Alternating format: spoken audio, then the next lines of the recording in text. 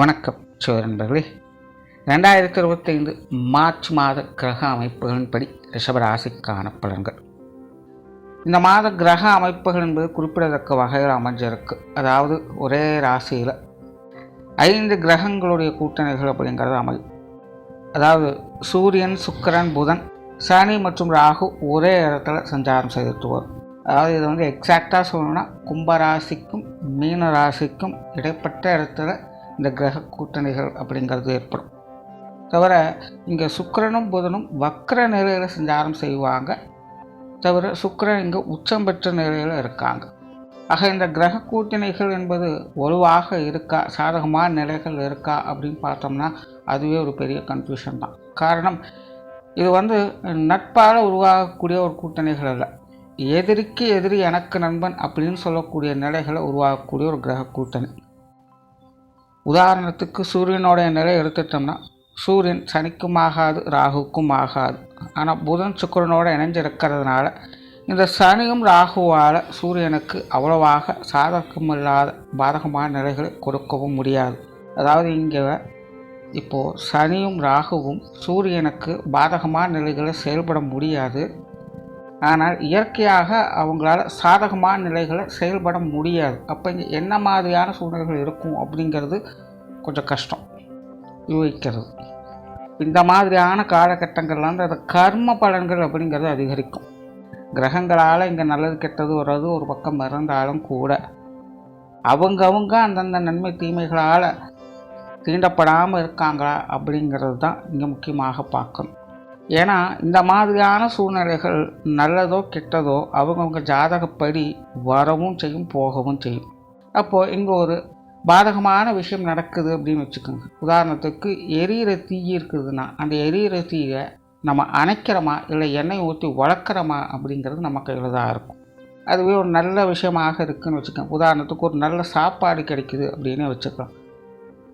இப்போ அது ருசியான சாப்பாடுங்கிறதுனால வயிற்றளவுக்கு சாப்பிட்டு வயிற்றை நிரப்புறோமா, இல்லை ருசியான சாப்பாடுங்கிறதுக்காக கழுத்து வரைக்கும் சாப்பிட்டு நோயை சம்பாதிக்கிறோமா அப்படிங்கிறது அவங்கவுங்க கையில் தான் இருக்குது. இது சும்மா உதாரணத்துக்காக சொல்கிறேன். ஆக இந்த மாதிரியாக கிரகங்கள் அமையக்கூடிய காலகட்டங்களில் அவங்கவுங்களுடைய கர்ம பலன் தான் இங்கே விஷயத்தை தீர்மானிக்கும். ஆக சிம்பிளாக சொல்கிறோன்னா இந்த மாதிரியான கிரக அமைப்புகளால் நல்லது நடக்காமல் அல்ல, நடக்கக்கூடிய அந்த நல்லதுகளை நாம் எப்படி சரியான முறையில் பயன்படுத்திக்க போகிறோம் அப்படிங்கிறதெல்லாம் விஷயங்களானது அமையும். சும்மா மேலோட்டமாக பார்த்துட்டு இது இப்படித்தான் இருக்கும் அப்படிங்கிறத தீர்மானிக்கிறதுல எந்த ஒரு பிரயோஜனமும் இருக்காது. ஏன்னா அதெல்லாம் வரவும் போகவுமாக இருக்குமே அல்லாமல், காற்றுள்ள போதே தூற்றிக்கொண்டு சொல்கிற மாதிரி அப்பப்போ அனுபவிச்சுக்கலாமே அல்லாமல் நீண்டகால அடிப்படையில் எந்த ஒரு நல்லதையோ கெட்டதையோ எதிர்பார்க்க முடியாது. ஸோ இது எல்லா ராசிக்காரங்களுக்கும் ஒரு பொதுவான நிலை. பட் ஒவ்வொரு ராசிக்கும் தனிப்பட்ட முறையில் பார்க்கும்போது ஒவ்வொரு ஸ்தானங்களுக்கும் அது சில பாதிப்புகளை பாதகமான முறைகளில் அது ஏற்படுத்தும். அப்படி ரிஷபராசிக்கு பார்க்கும்போது இந்த கிரக அமைப்புகளானது 11ஆம் இடத்துல அமைஞ்சு வருது. இந்த மாதம் உங்களுடைய ராசிநாதனும் அந்த கிரக கூட்டணிக்குள்ளே தான் இருக்காங்க. சடீஸ்னராக உங்களுடைய ராசிநாதன் உச்சம் பெற்ற நிலையில் வக்ரகதியில் செயல்பட்டு வர்றாங்க. பொதுவாக 11ஆம் இடத்துல கிரகங்கள் இருக்கிறது அப்படிங்கிறது சிறப்பு வாய்ந்த விஷயங்கள் தான். உங்களுடைய ராசி அதிபதியும் அந்த இடத்துல உச்சம் பெற்ற நிலையிலிருந்து செயல்பட்டு வர்றது மேலே ரிஷபராசிக்காரங்களுக்கு இந்த மாதம் பல சாதகமான அமைப்புகளோடு பல திருப்புமுனைகள் சார்ந்த விஷயங்கள் இருக்கும். உங்களுடைய வாழ்க்கையில் முன்னேற்றம் தரக்கூடிய விஷயங்கள் காரியங்களில் ஈடுபட்டு வருவீங்க. எல்லா ரிஷபராசிக்காரங்களும் ஏதோ ஒரு வகையில் அவங்களுக்கு குறித்தான விஷயங்கள் சிறப்பாக செயலாற்றக்கூடிய தன்மைகள் அப்படிங்கிறது இருக்கும். சுறுசுறுப்பாக இருப்பீங்க, கலகலப்பாக இருப்பீங்க. மனசுக்குள்ள ஒரு தைரியம் அப்படிங்கிறது அதிகரிக்கும். எதையும் சாதிச்சிடலாம் அப்படிங்கிற நம்பிக்கையோடு செயல்பட்டு வருவீங்க. ஒருவித கற்பனை சக்தி அப்படிங்கிறதும் அதிகரிக்கும். தொலைநோக்கு சிந்தனையோடு செயல்பட்டு வருவீங்க.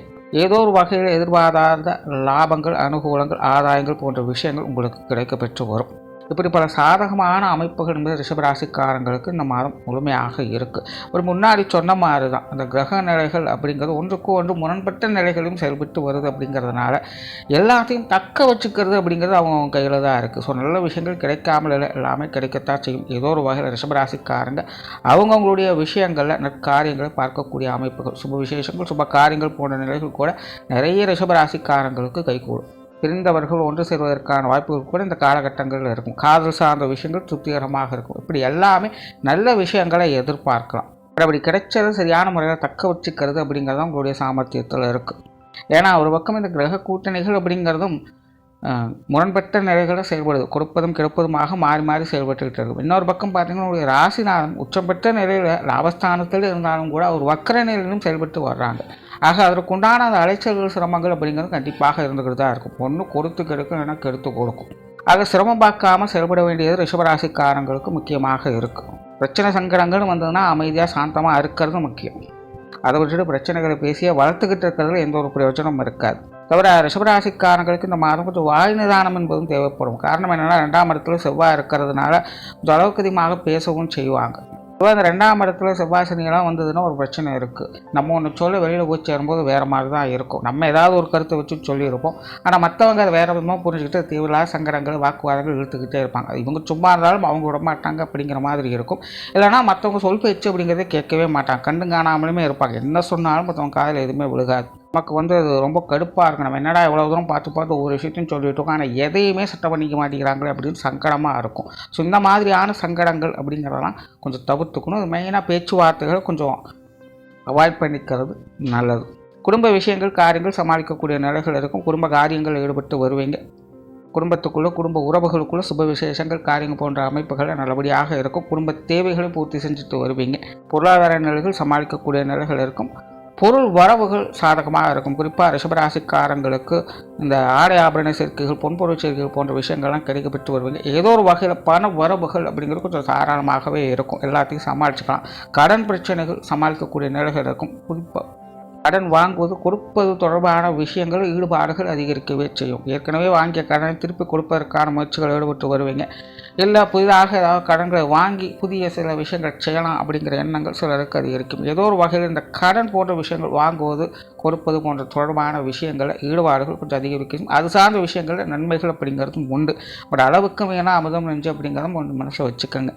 ஏன்னா பொதுவாக இந்த 11ஆம் இடத்தில் கிரக அமைப்புகள் வந்ததுனால இதுதான் பெரிய பிரச்சனை. எல்லாமே அளவுக்கு அதிகமாக கொடுத்துருவாங்க, ஆனால் கொடுத்ததை எப்படி யூஸ் பண்ணுறதுன்னு தெரியாமல் குழப்பியும் விட்டுருவாங்க. அப்படியே இந்த காசு பண்ண விஷயங்கள், கடன் சார்ந்த விஷயங்கள் நல்லதும் இருக்குது கெட்டதும் இருக்குது. எதை எப்படி யூஸ் பண்ணுறதுன்னு தெரியாமல் அளவுக்கு அதிகமாக ஈடுபட்டு தேவையில்லாத சங்கடங்களை வளர்த்துக்காதுங்க. அதே போல் உடல்நலம் சார்ந்த விஷயங்களில் நன்மைகள் உண்டு. ஏதோ ஒரு வகையில் உடல்நலத்தில் முன்னேற்றங்கள் அப்படிங்கிறது இருக்கும். ஏற்கனவே ட்ரீட்மெண்ட்டில் இருக்கக்கூடியவங்களுக்கெல்லாம் இந்த மாதம் பார்த்திங்கன்னா ஒரு சாதகமான அமைப்புகளை எதிர்பார்க்கலாம்.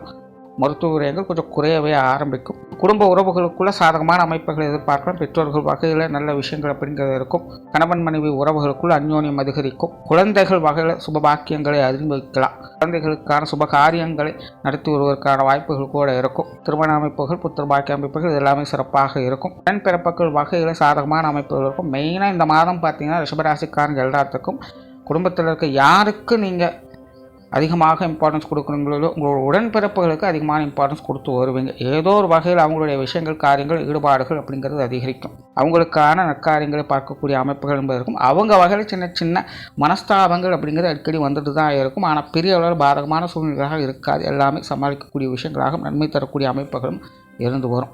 உற்றார் உறவினர்கள் நண்பர்கள் வகையில் ஒரு கலவையான அமைப்புகள் இருக்கும். இதில் நண்பர்கள் சார்ந்த விஷயங்கள் அதிக ஈடுபாடுகளை காட்டுவீங்க. அவங்க வகையில் சில சாதகமான அமைப்புகளையும் பார்த்து வரலாம். மாணவர்களுக்கு கல்வி மற்றும் வித்தை சார்ந்த விஷயங்கள் ஒரு அளவான அமைப்புகள் தான் இருக்குது. மாணவர்களுக்கு கவனம் என்பது அதிகமாக தேவைப்படும். அதாவது தனிப்பட்ட முறையில் மாணவர்கள் பார்ப்பதற்கு ரிஸ்காக தான் இருப்பாங்க. அதில் எந்த ஒரு பிரச்சனையும் இருக்காது. ஆனால் கல்வி வித்தைகளை தேவையில்லாத தடை தாமதங்கள், கவனச்சிதறல்கள் போன்ற விஷயங்கள் இருக்கும். சிலருக்கு இந்த இடமாற்றங்கள் போன்ற அமைப்புகள் ஏற்படலாம். அது மாதிரியான விஷயங்களை நன்மைகளை எதிர்பார்க்க முடியும். பட் பொதுவாகவே மாணவர்கள் கொஞ்சம் கவனத்தோடு இருக்கிறது நல்லது. தொழில் வேலை உத்தியோகம் சார்ந்த விஷயங்கள் சாதகமாக இருக்கும். பொதுவாக ரிஷபராசிக்காரங்க இந்த மாதம் காரியத்தில் கருத்தாக இருப்பீங்க. ஆனால் காரிய ரீதியான விஷயங்கள் அலைச்சல்களும் சிரமங்களும் உடன் இருக்கத்தான் செய்யும். சின்ன சின்ன கன்ஃபியூஷன்ஸும் அப்பப்போ இருக்கத்தான் செய்யும். அதுக்கு நீங்களும் காரணமாக இருக்கலாம், மற்றவங்களும் காரணமாக இருக்கலாம். ஏதோ ஒரு வகையில் 1க்கு 2 வேலை செய்ய வேண்டிய சூழ்நிலைகள் அப்படிங்கிறது ஏற்படலாம். ஸோ அலைச்சல்கள் தவிர்க்க முடியாதாக இருக்கும். பட் அதே நேரம் காரியங்களில் சிறப்புகளை பெற்று வருவீங்க. ஸோ தொழில் வேலை உத்தியோகத்தும் சாதகமான அமைப்புகள் என்பது உண்டு. ஓராளாக ரிஷபராசியை பார்க்கும்போது இந்த மாதம் சாதகமான அமைப்புகள் என்பது பல விஷயங்களும் தென்படும். முடிஞ்ச அளவுக்கு கிடைக்கக்கூடிய விஷயங்களை நல்ல விதமாக பயன்படுத்திக்க முயற்சி பண்ணுங்க. நன்றி, வணக்கம், வாழ்க வளமுடன்.